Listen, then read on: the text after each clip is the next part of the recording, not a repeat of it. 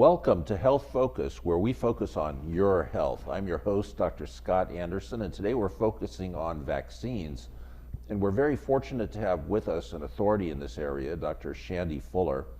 Dr. Fuller is Deputy Health Officer for Solano County. She is a fellow of the American Academy of Pediatrics. She has a master's in public health, and she's been fighting the battle on the front lines to really get kids taken care of and properly immunized for at least 10 years with the county, and she's a good friend of Health Focus. It's great to welcome you back, Dr. Fuller. Thank you. It's nice to be here.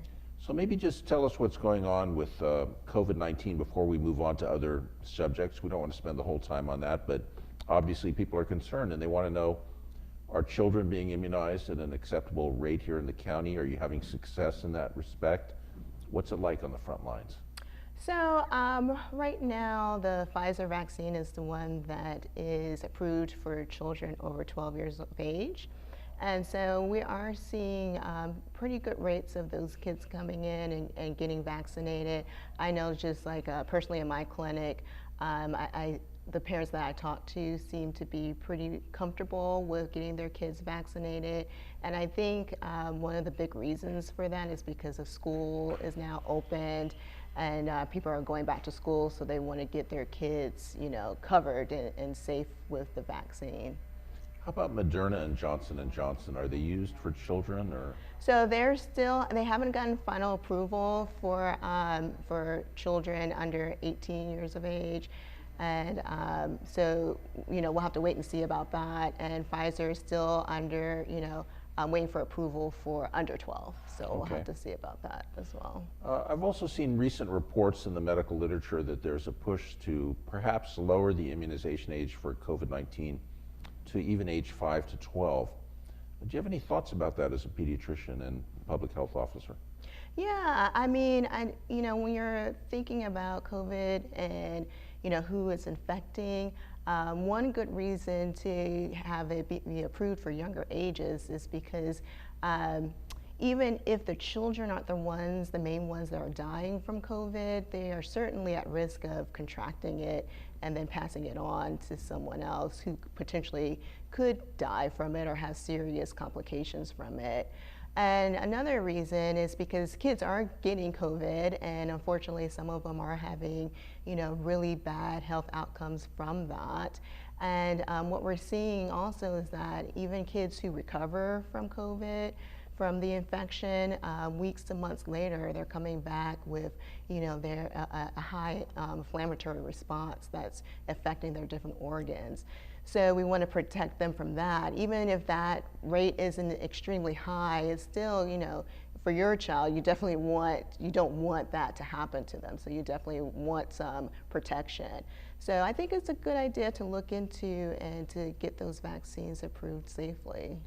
There are some reports, Dr. Fuller, of adverse reactions to vaccines for COVID-19, such as inflammation of the heart. I feel that the benefits of the vaccine greatly outweigh the possible risks, but is this something that you're encountering? Personally, no, but I have seen that as well. And on the CDC website, they have statements that say that those numbers are extremely low. And so, you definitely have to weigh the risk and the benefits. And so for something that is extremely low, the chance of that happening is extremely low. And so conversely, the chance of, getting the actual COVID and having adverse, health outcomes from that are way higher. So it still is more of a benefit to get the vaccine than not to. And of course, we should point out that being vaccinated is part of a comprehensive strategy to really fight COVID-19, along with other things such as obviously social distancing, appropriate use of masks. Testing might be necessary on occasion. Do you feel that things are looking more positive in terms of children going back to elementary school, middle school, high school, as the pandemic sort of hopefully begins to wane, but as we deal with the new variant? Do you feel that we're making strides and that we're moving in the right direction? Well, yeah, definitely. I mean, just the fact that we have vaccines that have been utilized since earlier this year is a huge stride, and I know it's a sense of security for a lot of people.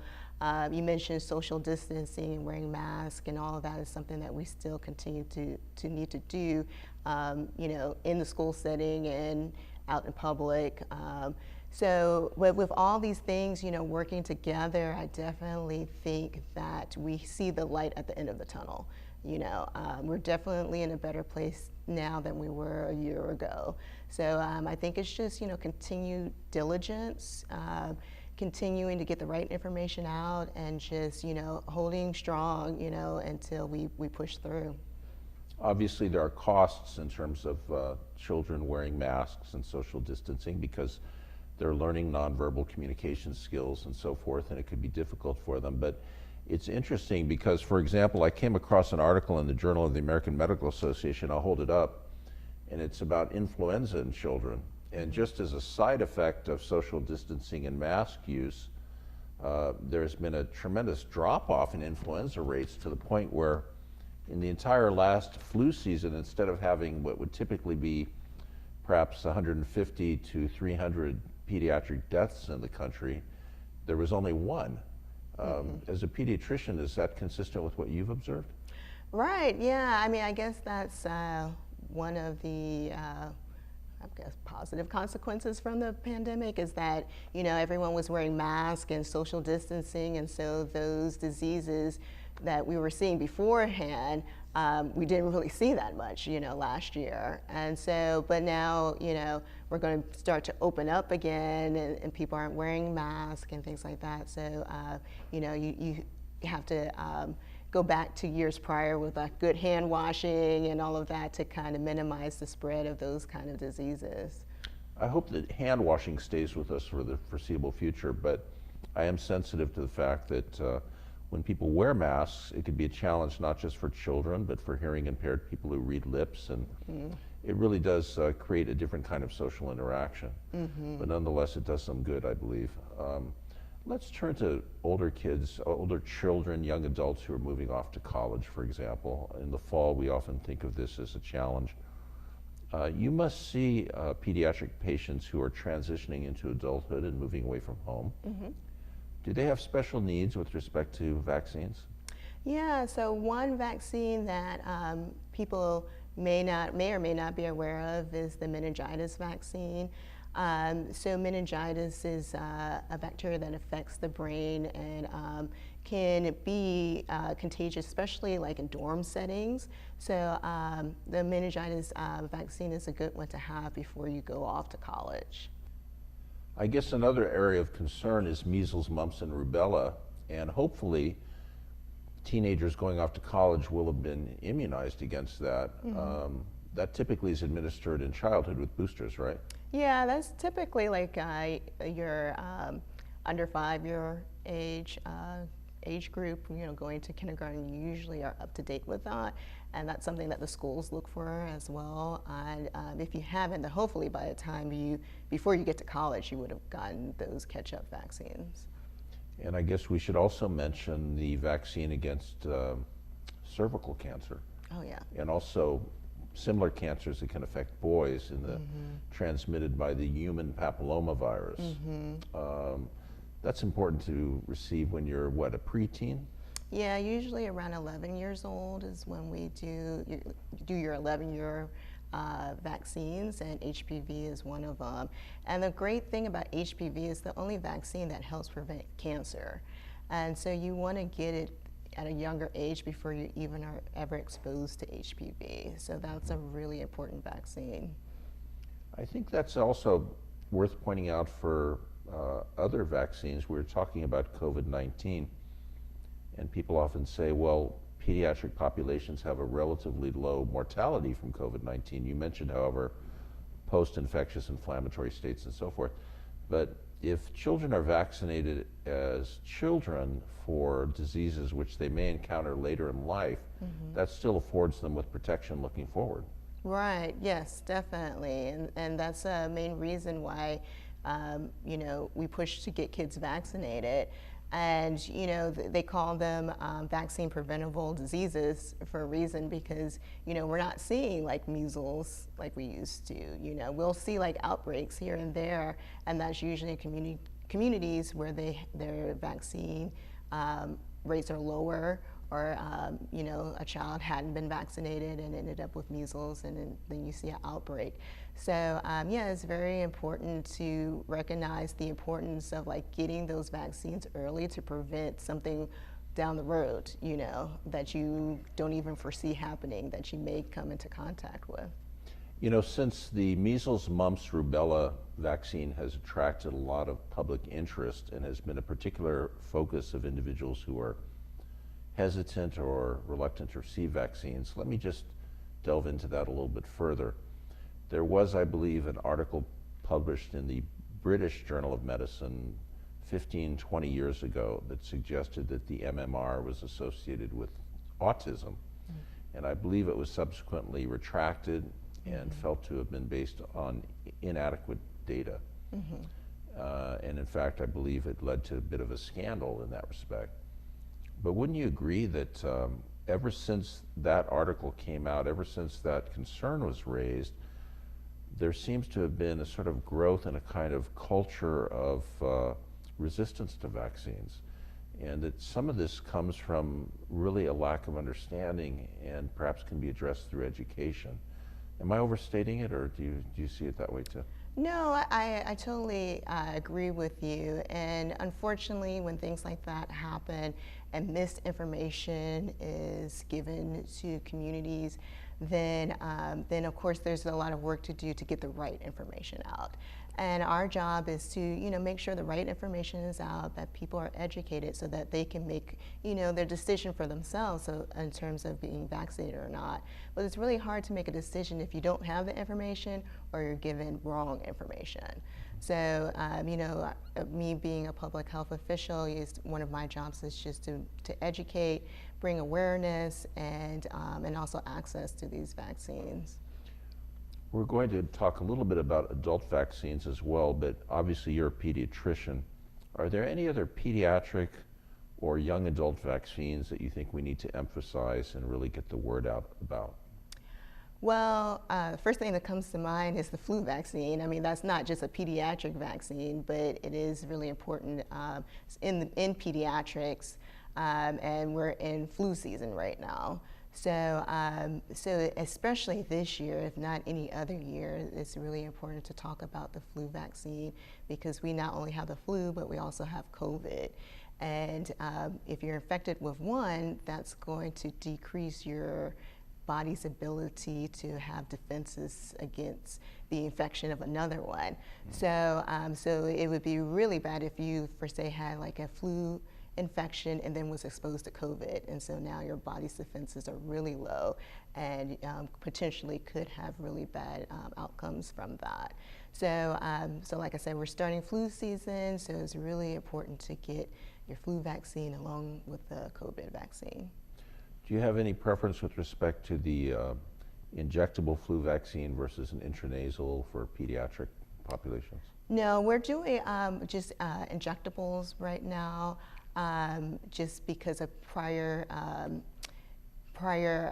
data on the intranasal, even though that was preferred because it's not a shot, right, but it wasn't as effective in prior years, okay. So we're doing injectable. And let's say someone wants to get a flu shot and also is a person who may need a booster for COVID-19 or a second COVID-19 shot, or even a first one for that matter. Do you see any problem with receiving both shots at the same time, at the same visit? Right, there's no problems with receiving both shots, and the CDC said that's fine to get both. They're both inactive vaccines, so it shouldn't be any issue with that. And lastly, before we move on to adults, do you feel that you have the sort of cooperation and awareness in the community about vaccines that you need to see as a health officer? Is there anything else the community can do to sort of support vaccinating children? So one thing that you can do is go to your primary care physician or your pediatrician, take your child to get their well-child checks. That also is important. During a well-child check is when we usually do their physical, we'll assess their development, their height, their weight, and also give them their vaccines. So especially with school starting, that's a really important step. For people who may not have very much in the way of health insurance, is cost an obstacle? So if you don't have insurance or have trouble getting insurance, there's some avenues that you can take to help get insurance. Help Me Grow Solano is one place where they can help you with insurance and also help you find a primary care physician. And we have clinics that see anyone who's underinsured, no insurance, Medi-Cal. So there's definitely providers who can see you, and there's also resources to help you get insurance. Right. And when you talk to families and you have both children and perhaps teenagers and perhaps adults in your office, are you finding that most people are receptive to receiving all the vaccines that you recommend, or do you need to engage in a kind of an educational process to get them to go along with that? Well, whenever I see a family in my office, the first thing I do is educate them. I'll answer any questions that they may have. We give out information sheets, so just like pieces of paper that have all of the potential side effects, what the vaccine covers them for, and all of that type of information. So regardless of if they're on the fence or not, I always go in because I just feel like education is just the best way to approach it. And then if they're on the fence, then I just ask them, if there's anything that I can do to help them decide. And we just have an open and honest conversation about it. And then at the end, they feel empowered to make the decision. Are there any cultural issues that might come up more with some groups than others that you need to address in terms of reluctance to receive vaccinations? Yeah, of course. So, we'll be remiss if we didn't talk about some of the historical things that have happened to communities of color. Unfortunately, there's been a history of, I like to say, abuse of trust. One example is the Tuskegee experiment that I'm sure people are familiar with Black men in particular were not treated for syphilis, even though we had a treatment years early on in the experiment, and they were left to die from syphilis. And so, and there's many instances of that, unfortunately, happening in the past. And so we need to do a better job of acknowledging that, allowing healing from that, and taking progressive steps to go forward in a more positive direction. And so, so one way is, like I said, to acknowledge that and to talk about it, and then to make sure that from this point forward, that things like that never happen again, and that people remain accountable for that. And then also just, again, get out the education, the right information. Once trust is broken, it can take time to rebuild. But part of that is to be transparent in information and transparent of what we're doing, and to just mend those relationships.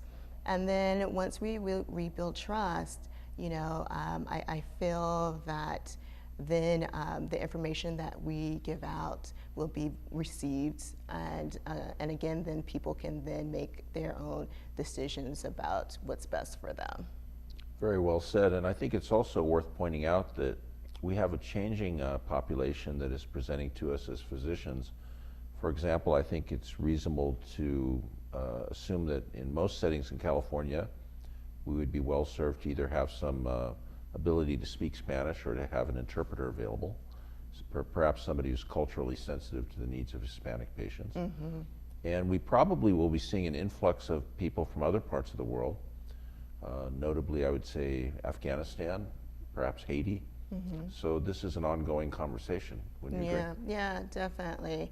And your point about having language and making sure that, again, like, it's one thing to get the information out there, but it has to be in languages that people are native to them and can understand. So a lot of the information that we do put out there in our social media and different websites and things like that do take that into account and are in different languages. Let's turn now to the issue of immunizations for adults. I think as a geriatrician and rheumatologist, I see a lot of older people. And I think, for example, one of the underappreciated vaccines that we have is the one to prevent pneumonia in older people, the Pneumovax. And do you have any comment on that? I realize as a pediatrician you don't necessarily always deal with that, but as a health officer, what do you think? Well, so the Pneumovax is actually a vaccine that can be given to 65 and older as well as 2 and older in certain populations. So certain children that could potentially get pneumococcal disease that have a higher risk of that can also get Pneumovax. So, but yeah, it's a good vaccine for 65 and older. It's a 2-dose vaccine, and it helps prevent pneumococcal infection, which can cause pneumonias and things like that. Thinking perhaps also in a child who may have had a splenectomy, perhaps would be more susceptible without a spleen to some of these bacterial infections. Yeah, like our sickle cell patients, a lot of times they don't have a functional spleen, so they are one of the candidates that fall into that high-risk group.